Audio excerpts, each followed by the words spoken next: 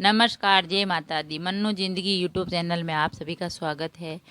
तो फ्रेंड्स, आज हम आपको योगिनी एकादशी व्रत की कथा सुनाते हैं जो आषाढ़ में कृष्ण पक्ष में आती है। योगिनी एकादशी का व्रत है वो 2 जुलाई को है और ये आषाढ़ महीने के कृष्ण पक्ष में आती है। तो इसकी हम कथा आपको सुनाते हैं। धर्मराज युधिष्ठिर कहने लगे कि भगवान, मैंने ज्येष्ठ शुक्ल एकादशी का व्रत का महात्म्य सुना है। अब कृपा करके कृष्ण एकादशी आषाढ़ की कथा सुनाएं और इसका नाम क्या है, इसका महात्म्य क्या है, ये भी बताएं। तो श्री कृष्ण कहने लगे, हे राजन, आषाढ़ कृष्ण एकादशी का नाम योगिनी एकादशी है। इसके व्रत से समस्त पाप नष्ट हो जाते हैं। इस लोक में भोग और परलोक में मुक्ति देने वाली है। ये तीनों लोकों को प्रसिद्ध है। मैं तुमसे पुराणों में वर्णन की हुई कथा कहता हूँ, तो ध्यान से सुनो। स्वर्ग धाम की अलकापुरी नामक नगरी में कुबेर नाम का एक राजा रहता था। वह शिव भक्त था, यानी भगवान शिव की पूजा आराधना करता था और प्रतिदिन शिव जी की पूजा किया करता। हेम नाम का एक माली पूजन के लिए उसके यहाँ फूल लाया करता था। हेम की विशालाक्षी नाम की सुंदर स्त्री यानी पत्नी थी। एक दिन वह मानसरोवर से पुष्प तो ले आया, लेकिन कामासक्त होने के कारण वह अपनी स्त्री से हास्य विनोद तथा रमण करने लगा। इधर राजा उसकी दोपहर तक राह देखता रहा। अंत में राजा कुबेर ने सेवकों को आज्ञा दी कि तुम लोग जाकर माली के न आने का कारण पता करो, क्योंकि वह अभी तक पुष्प लेकर नहीं आया है। तो सेवकों ने कहा कि महाराज, वह पापी अति कामी है, अपनी स्त्री के साथ हास्य विनोद और रमण कर रहा होगा। ये सुनकर कुबेर ने क्रोधित होकर उसे बुलाया। हेम माली राजा के भय से कांपता हुआ आया। राजा कुबेर ने क्रोध में आकर कहा, अरे पापी नीच कामी, तूने मेरे परम पूजनीय ईश्वरों के ईश्वर श्री शिवजी महाराज का अनादर किया है।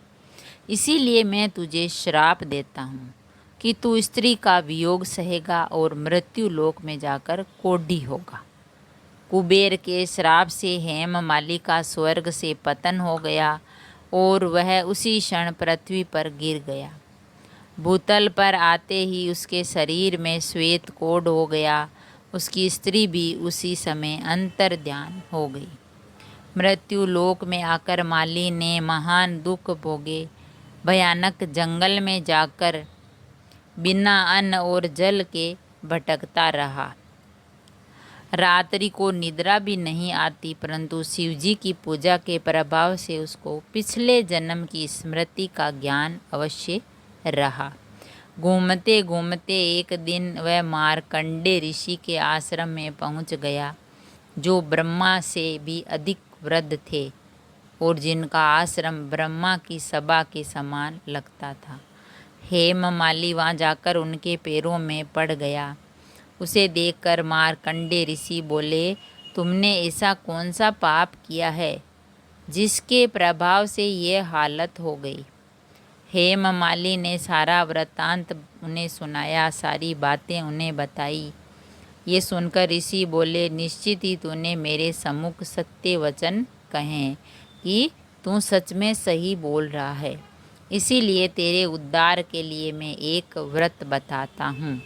यदि तू आषाढ़ मास के कृष्ण पक्ष की योगिनी नामक एकादशी का विधि पूर्वक व्रत करेगा तो तेरे सब पाप नष्ट हो जाएंगे। ये सुनकर हेम माली ने अत्यंत प्रसन्न होकर मुनि को साष्टांग प्रणाम किया। मुनि ने उसे स्नेह के साथ उठाया। हेम माली ने मुनि के कहे अनुसार विधि पूर्वक योगिनी एकादशी का व्रत किया। इस व्रत के प्रभाव से अपने पुराने स्वरूप में आकर वह अपनी स्त्री के साथ सुखपूर्वक रहने लगा। तो भगवान कृष्ण ने कहा, हे राजन, ये योगिनी एकादशी का व्रत 88,000 ब्राह्मणों को भोजन कराने के बराबर फल देता है। इसके व्रत से समस्त पाप दूर हो जाते हैं और अंत में स्वर्ग प्राप्त होता है। तो फ्रेंड्स, ये थी योगिनी एकादशी की व्रत कथा। जो ये व्रत है वो आषाढ़ कृष्ण पक्ष की एकादशी में आता है और 2 जुलाई को है। और इसका व्रत करने से जो सारे पाप हैं और पुण्य मिलते हैं और पाप नष्ट हो जाते हैं और भगवान विष्णु की कृपा से हमें पुण्य की प्राप्ति होती है और 88,000 ब्राह्मणों को भोजन कराने के बराबर हमें पुण्य मिलता है। इसीलिए योगिनी एकादशी का व्रत करने से और कथा सुनने से हमें पुण्य की प्राप्ति होती है। तो फ्रेंड्स, अगर वीडियो अच्छा लगा तो लाइक और शेयर ज़रूर करें। ऐसे ही और वीडियो देखने के लिए, जानने के लिए, सुनने के लिए चैनल को सब्सक्राइब करें। थैंक यू, धन्यवाद।